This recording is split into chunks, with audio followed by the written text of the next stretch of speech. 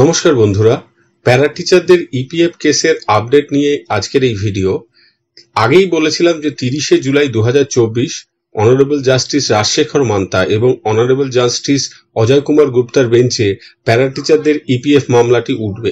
এখন আজকের ভিডিওতে দেখাচ্ছি যে কত নম্বর সিরিয়ালে এই মামলাটি আছে।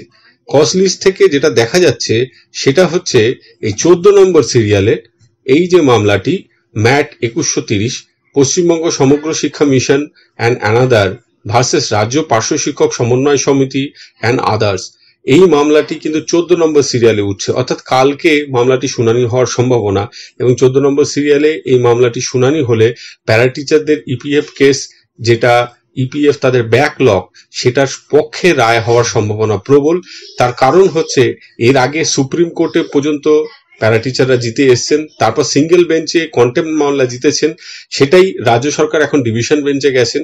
ডিভিশন বেঞ্চেও তাদের এই মামলায় হারার সম্ভাবনাই বেশি।